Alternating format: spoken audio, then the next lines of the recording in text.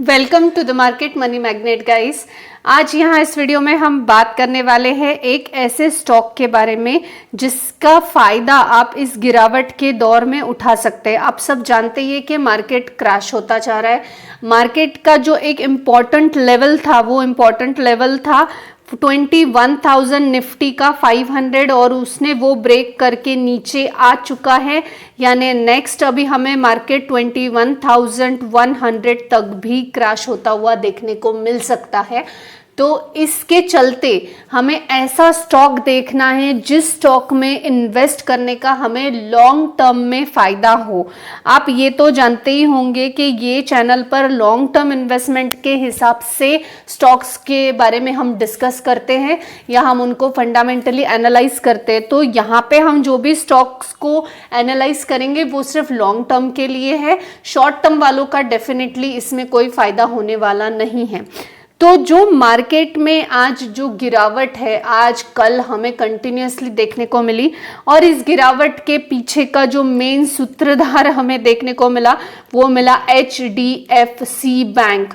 अब HDFC bank में हमें आज यहाँ पे इस वीडियो में इन्वेस्ट करने के बारे में मैं आपको बताने वाली हूँ कि इस गिरावट में आपको सबसे ज़्यादा फायदेमंद स्टॉक भी HDFC बैंक ही रहने वाला है लॉन्ग टर्म पर्पस से। तो हम यहाँ पे ये डेफिनेटली जानने वाले हैं कि एक तो क्या रीजंस रहे हैं जिसके चलते HDFC बैंक इतना गिरा है। 11% की गिरावट हमें HDFC बैंक में पिछले 2 दिनों में यानी कल और आज के बिटवीन ही देखने को मिल गई है। ये गिरावट कहाँ तक एक्सपेक्टेड है हम ये भी जानने वाले हैं। साथ ही साथ हम ये भी जानेंगे कि इसमें हमें लॉन्ग टर्म के हिसाब से क्यों इन्वेस्ट करना चाहिए। इसके हम स्ट्रॉन्ग पॉइंट्स जानेंगे। पूरा फंडामेंटल डिटेल ऑलरेडी हम बना चुके हैं तो आपको वो वीडियो देखना पड़ेगा। यहाँ पे हम लॉन्ग टर्म में इस गिरावट का फायदा HDFC से हम कैसे उठा सकते हैं हम सिर्फ उतना पॉइंट जो है कवर करने वाले हैं।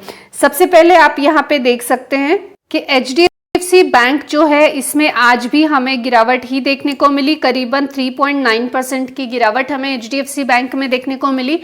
यही कल करीबन 8% के आसपास की गिरावट थी जो कि आज टोटल करीबन 11% की गिरावट हमें HDFC बैंक में देखने को मिली है और लास्ट 5 दिन में भी करीबन 9.5% की गिरावट हमें ये HDFC बैंक में देखने को मिली है।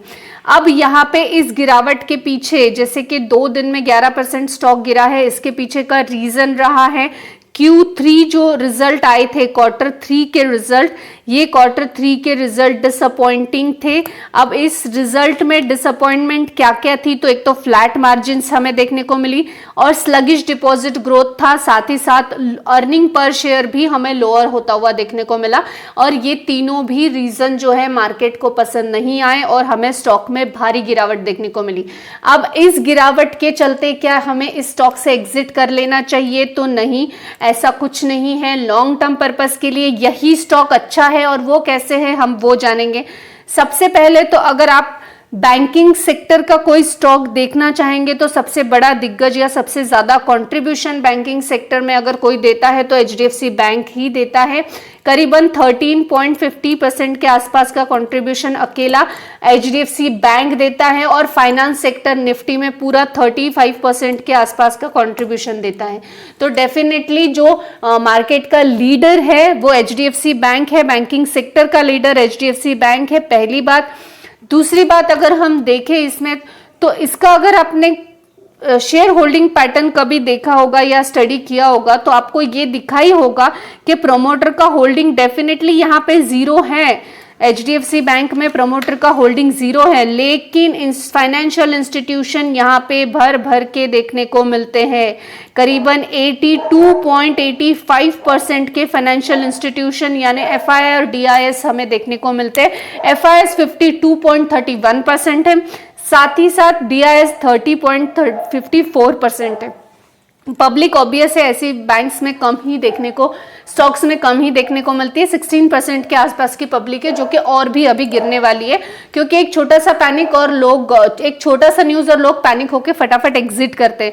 तो अगर आपका लॉन्ग टर्म का पर्पस है तो आपको ये बातें कंसिडर करनी चाहिए कि एक तो ये मार्केट लीडर है, सेकेंड चीज, इसका जो FIS और DIS यानी जो इंस्टीट्यूशनल इन्वेस्टर्स है, ये ऐसे ही किसी भी स्टॉक में 85% तक नहीं बैठेंगे। तो कुछ ऐसी बातें हैं जो हमारे नॉलेज के बाहर है। थर्ड चीज इसमें मोस्ट इंपॉर्टेंट अगर देखेंगे हम, तो इसका जो अट्रैक्टिव वैल्यूएशन है ना, ये सबसे अट्रैक्टिव वैल्यूएशन देखने को मिलता है और इस वजह से बहुत से लोग HDFC बैंक को प्रेफर डेफिनेटली करते हैं।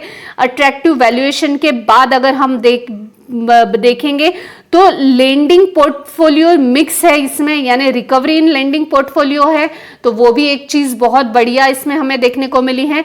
तीसरा जो इसका मर्जर का गेन है, ये एक बात हमें आगे चलकर HDFC बैंक में जो है ये डेफिनेटली बेनिफिट वाली देखने को मिलने वाली है। अब यहाँ पे जो है एक मोस्ट इंपॉर्टेंट चीज होती है बैंकिंग सेक्टर के स्टॉक में, वो होता है LDR। अब जो LDR है यानी लोन टू डिपॉजिट रेशियो, अब लोन टू डिपॉजिट रेशियो जो है ये 80 से 90% तक अगर हो किसी बैंकिंग स्टॉक में तो उसको हेल्दी कंसिडर किया जाता है। और अगर आप Q3 के ही रिजल्ट का एनालिसिस करेंगे तो LDR इसमें 110% देखा गया है। जब HDFC बैंक के Q3 के ही रिजल्ट के बेसिस पर इतनी गिरावट है तो उसमें पॉजिटिव पॉइंट्स भी है जो हमें वो कंसिडर करना चाहिए, और LDR उसमें से एक पॉइंट यहाँ पे हमें देखने को मिल रहा है जो कि एक हेल्दी LDR है। और ये भी एक चीज है जहां पे हमें HDFC बैंक को पॉजिटिवली बाय करने की लॉन्ग टर्म में हमें ये अपॉर्चुनिटी देता है या एक पॉजिटिव फैक्टर पुट ऑन करता है।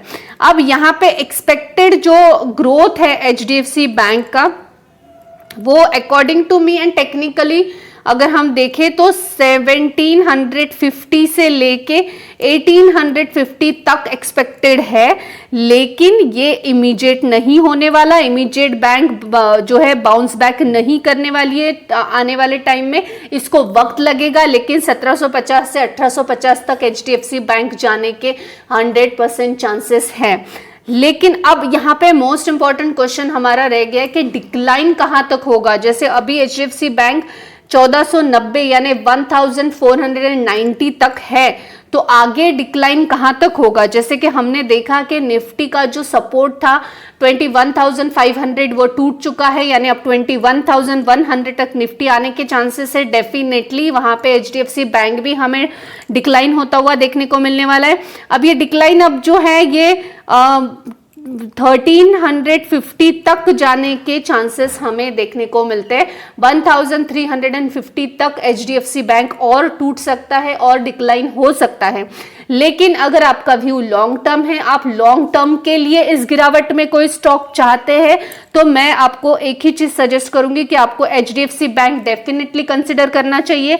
कंसिडर करने के या पॉजिटिव फैक्टर जो है वैल्यूएशन हो गया, recovery in lending portfolio mix हो गया, मर्जर गेन हो गया, उसके अलावा अगर देखें तो LDR हो गया, या मार्केट लीडर है HDFC बैंक, और जो फ्यूचर है बैंकिंग सेक्टर का उसका सबसे बड़ा लीडर और कंट्रीब्यूशन बैंक निफ्टी का इसी के थ्रू होता है।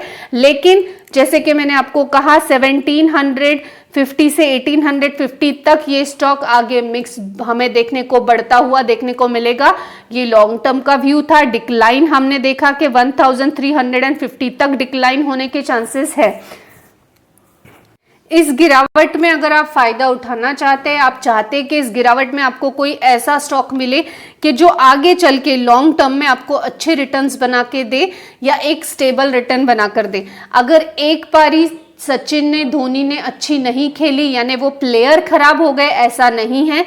कभी कभी किसी का दिन खराब निकलता है, उसी तरह कभी कभी कोई क्वार्टर खराब निकलता है। लेकिन इसका मतलब ये नहीं कि प्लेयर खराब है, या इसका मतलब ये नहीं है कि स्टॉक में गड़बड़ी है। तो जैसे कि हमेशा हमारा कॉन्वर्सेशन होता है, स्टॉक अच्छा है, फंडामेंटली भी अच्छा है, फ्यूचर ओरिएंटेड है, मार्केट लीडर है, तो इस गिरावट में डेफिनेटली हम इस स्टॉक का फायदा उठा सकते हैं और लॉन्ग टर्म के लिए HDFC को हम डेफिनेटली कंसीडर कर सकते हैं। आई होप गाइस आपको इंफॉर्मेटिव लगी होगी। Thanks for watching.